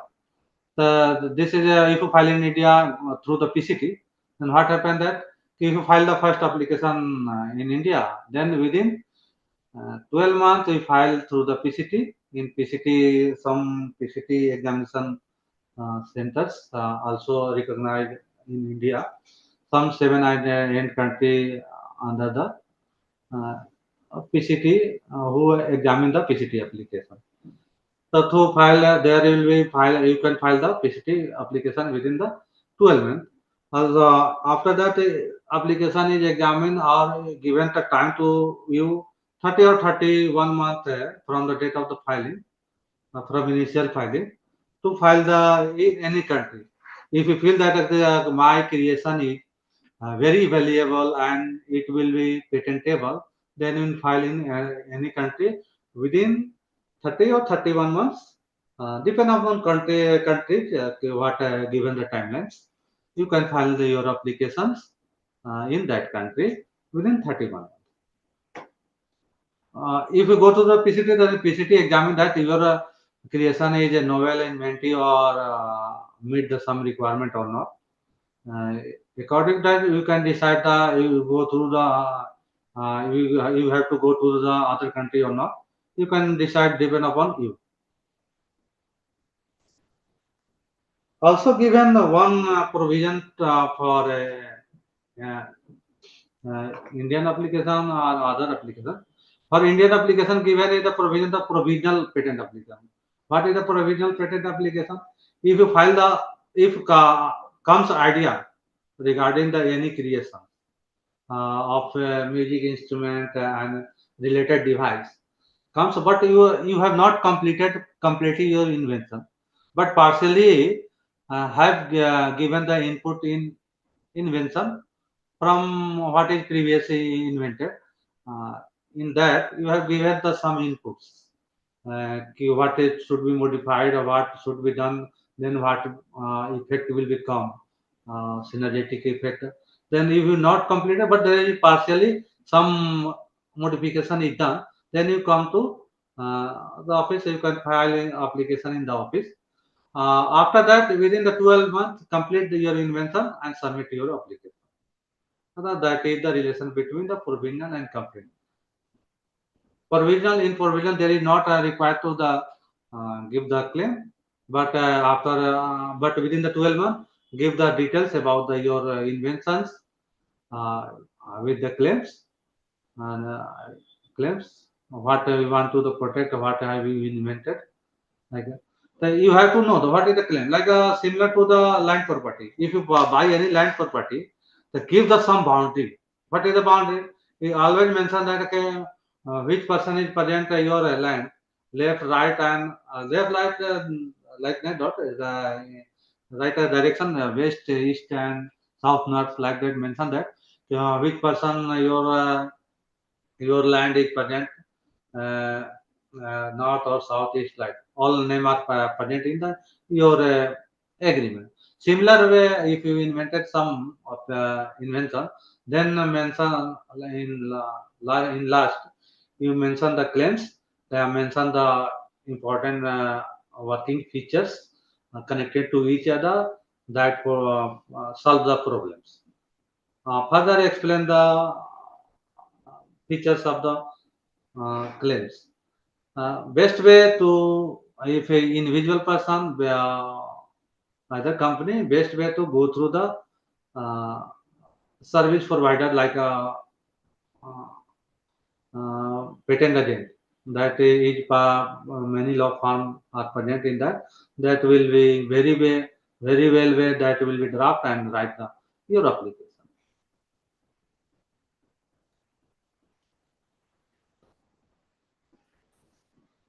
I already explained that what is the provision.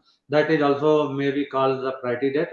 In convention case, there is in convention country some creator. Suppose that you are participant of the convention country, you want to go through the convention country. You have file first in India, partially complete your invention, not fully completed. And within the 12 months, you completed your invention. Then you can file in another country. Then previous partially completed application will be called the priority application. All given that, wow, whenever that application is filed, that will be the priority date. So this is the concept of the priority date and priority application. A similar way also comes in PCT application. If you want to go to the PCT application, then also take the priority from whenever you file the partial application. That will be the priority date and priority application, priority document or priority document, and that will be protected from your invention from that day. I already explained that before going to creation or created, you must search in the world that type of instrument created or not. Or similar way, if you are a creator of the song, like in form of, if you are protecting the copyright, also you have to look into that is created or not in anywhere before your creation. There is some criteria of the giving the patent. That is a novel, inventive step, and also one most important criteria: what have you invented must be manufactured or is in India. Some also criteria that if you invented, but that will be.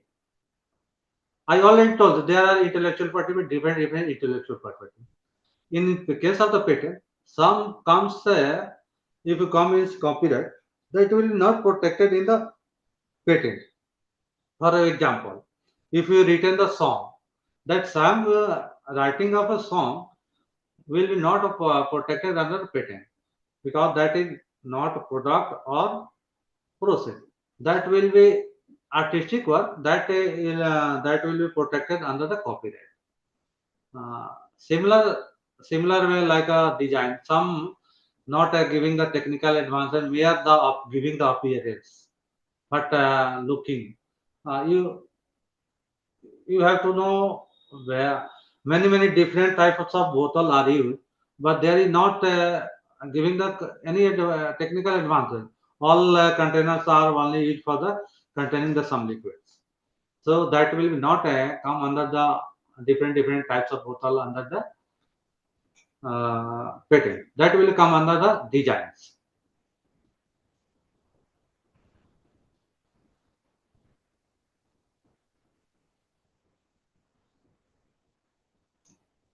If you are creating the any invention, most important things, your invention must be technically advanced or it should be economically significant. It means must be cheaper than the earlier invention. Otherwise, it will be not patented.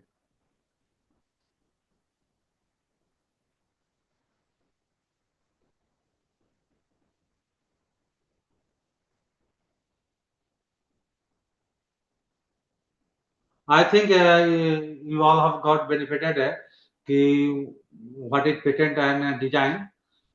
So I think. Thank you so much, Mr. Singh. Thank you so much. We are really actually, enriched from whatever you have said.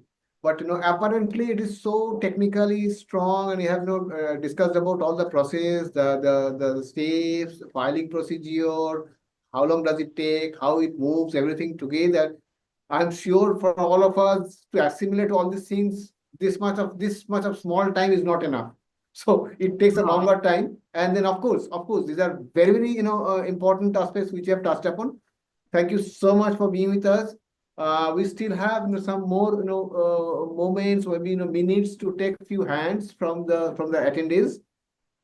So I would make this floor open and would request people who would like to ask any more questions. Please do raise your hands, and we'll take a couple of hands now. And please, while you raise your questions, also mention who to take these questions to. Like say now we have 4 or 5 panelists here. So open to you. I'm just making this floor open for everyone to raise any questions. We have some paucity of time. We may take in a couple of questions, maybe 2, 3, 4 more questions, and then we'll try to wrap it up. Thank you so much. Over to all of you here. I hope you have all enjoyed, and we have learned so many things. Synthesizing all this information, synthesizing all this kind of technicalities, details, everything would take much of time. I understand, but since people are coming from the similar fraternity, and we all have kind of understanding what IP and music is related. Music has its own kind of traits. So please, if you have any questions, raise your hand and we'll take those questions. Thank you. Over to you.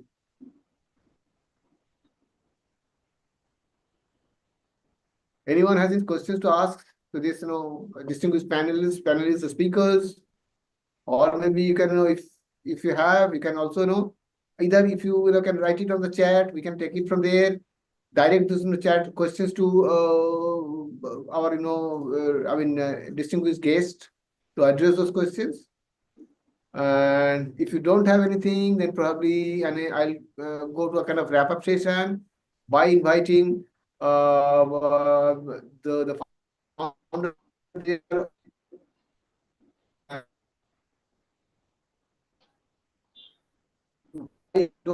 that I'll be able to give introduction. My relation with him for a long. I him a different from different reason altogether. But apart from that, LexDita as his own organization, and he has been running it for quite some time. So I would request Advocate Roger Dotto to take the floor, take the stage, and floor is all yours. Thank you so much. Thank you, sir. I'm so sorry. Yeah, Elena is there. I think somebody has raised a question or hands. Who has raised the hand? Elena goes. Yeah, over to you, Elena. Please, please raise your question and tell me who will address this question, or who is supposed to address this question. Then I'll take the question from answer from here. Thank you, Elena. Please. Hello. Good afternoon, everyone. I hope I'm audible. First of all, I would really Yes, like to you are. thank all the speakers to have given us such an insightful talk on this. So I had one question regarding AI. So Avijit sir had mentioned about it in brief, but then since he's not here, I'm open to anyone answering this. I'm not looking for an exact answer, because since I get it that AI is a thing that is still developing and not all the laws have been formulated well yet, and there are always going to be loopholes in that. But my question is, when Avijit sir said that any sort of music that is generated through AI cannot get a sort of copyright, because it's a machine made stuff. But if we look at it in general, AI is sort of making that music by using repetitive patterns of human made music. For example, if I'm asking ChatGPT to make a song for me, I'm giving certain prompts to it, and ChatGPT is sort of using all the information that is available on the web for free which is accessible to all, and then it's sort of making a pattern, and then it's giving me a song. Now in that case, if a particular artist finds out that there is a small part of it, of that generated song, which that artist might have created, and it is sort of used in a different pattern, but then it's still his or her own creation, which they have rights for, which they have claimed copyright for. How do they further take the things up? Because since everything is becoming like open to everyone, so how do we tackle those issues? Thank you so much, Alina. This is such a wonderful question. So, in fact, this is a question which is in everyone's mind. We all, keep asking the question. Some point of time, they are like, uh, uh,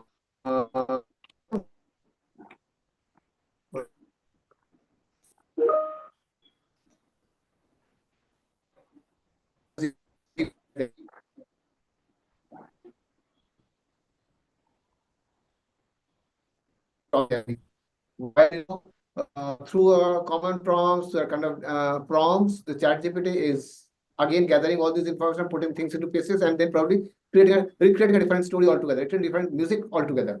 To address this question, I'm open. Anybody, Kevin, maybe Pratik, Darshi, anyone, if you could answer these questions and enlighten this, and I'll be happy to know that as well as Elena would be also receiving a kind of address to his questions. Thank you so much. Over to Kevin or maybe Pratik, Darshi, whosoever. We are open, please.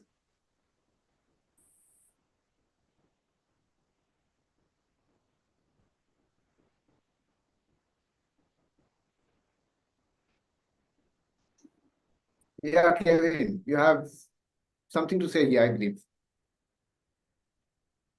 Hello, it's Kevin here. I don't know who's answering, but I can add that I don't I think that the IP laws were meant to protect humans, and it's all about human creativity. This is my view. Everybody has their own view on this, but I think the IP laws are there to protect human, creativity. The creativity of the mind of a human being. If we were starting to protect everything that computers could or software could create, there could be thousands, millions of every second. There could be things. It's just not what the laws are meant to protect. I mean, we don't try to put computers into jail for breaking laws. There's no point locking a computer behind bars, right? I mean. You could just unplug it, and then it's no longer realizes that you put it behind bars. I always think the IP laws require signature by the inventors. Oftentimes, the inventor swears that they are not lying. And to have a computer swear that it's not lying, it just doesn't make any sense.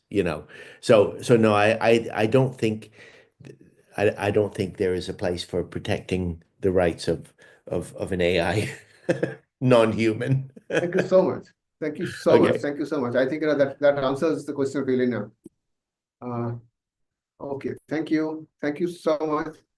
So I'll go back to Advocate Roger Datta. I would request him to wrap up the whole situation, and then probably we can take it forward from there. Thank you so much once again.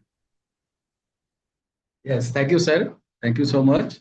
So, first and foremost, I would like to express my heartfelt gratitude to all the esteemed speaker and the delegate present here today. Your valuable contribution has truly made this event successful, and is enriching his knowledge sharing platform. I would not take too much time of yours, and I am not too much deep into the topic as well. I just want to say a real story. Yes, it is a real story, but it happened in the very recent past, in the last year. It's during the Durga Puja. Durga Puja is a very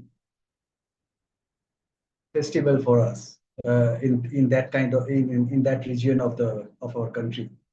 So it is not too long. Young man, I can say young boy is near about I think he's 22, 23 years old. One day he visit my Kolkata office with his sister, and she had composed a written lyrics, and it released a beautiful song related to Durga Puja. It's devoted to Ma Durga, and he want to release his song, her song in during the Durga Puja. So Durga Puja is recently recognized by the UNESCO as a heritage or that part of the country.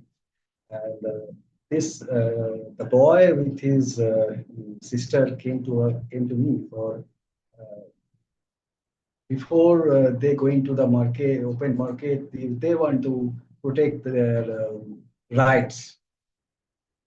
So this young man is very excited, and not only excited, he want to protect his creative works. So he especially came to seek the guidance and secure the intellectual property rights before the song was released in the market. So eventually, we file the necessary application and obtain the protection of her works. Now she enjoy the full legal rights of her creation. Not only that, it is a lifetime protection for that. On not only lifetime, it is also for 60 years beyond his passing. So this kind of thing are gradually, I can say, improve in the society, today's society, and the young fellow which are they are more into it. I can say that. So this is the story, and this incident left a deep impression on me because it is a testament of how awareness of about the IP is gradually spreading in the youth, and they're taking their steps to protect their work. So this is my story to you, and let us continue to work together to foster such awareness and encourage innovation through the power of intellectual property. Uh, Sir, now I am not. As I said again, I'm not taking too much of time. I like to thank to all of you. Your overwhelming response of participant has enabled us to make this event successfully, and it is my first event. So it is a first knowledge sharing platform to us, and we keep our journey on moving from online to physical. This conference in the later of this year 2025.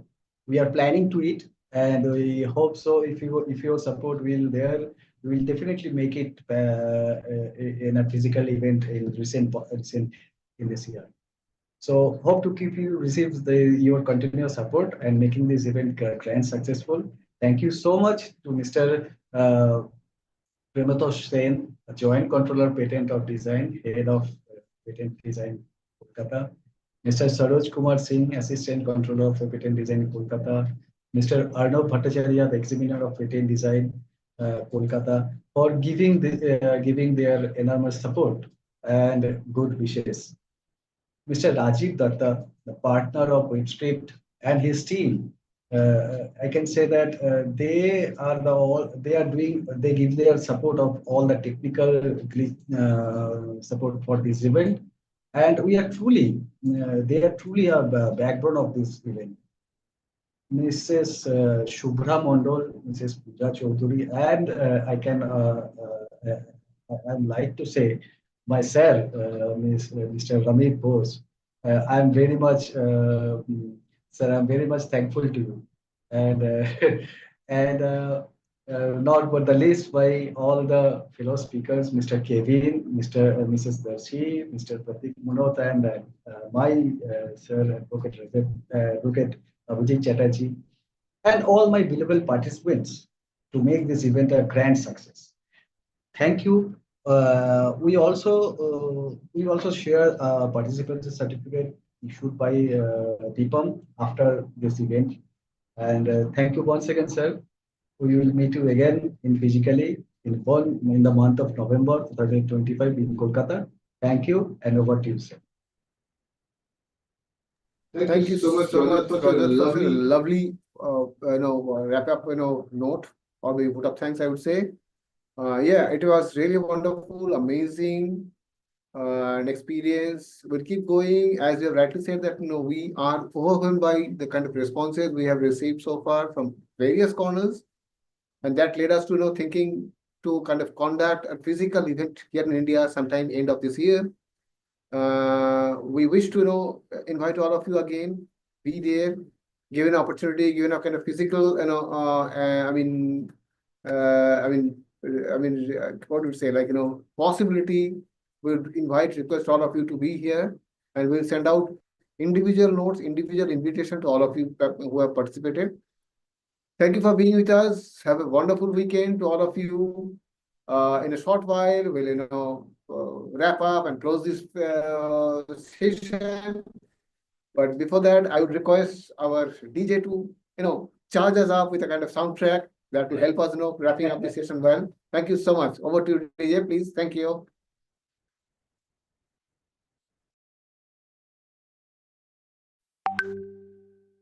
We may, unmute ourselves and say bye to everyone. And we'll keep hopping, we'll keep hurdling on all these issues, these relevant, important issues from time to time. Thank you. Thank you. Thank you. Thank you all.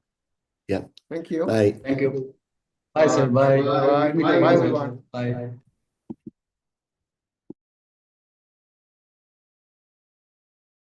Bye, everyone. Bye, sir. Bye.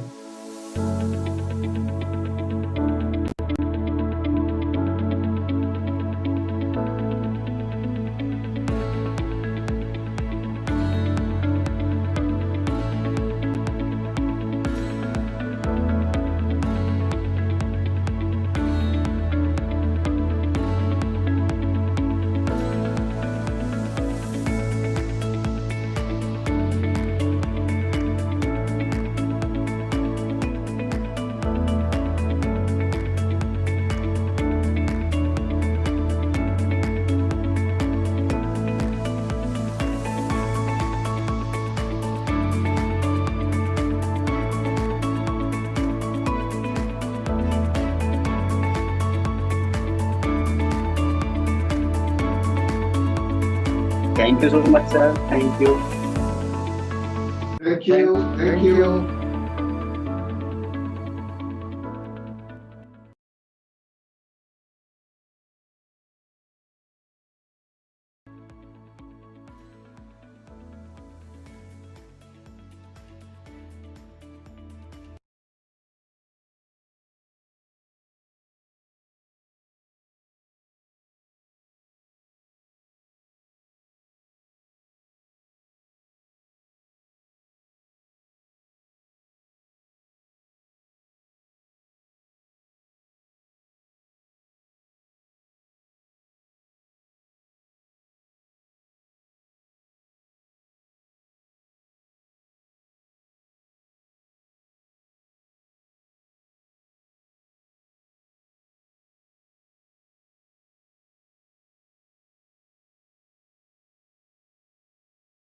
We are closing. Thank you.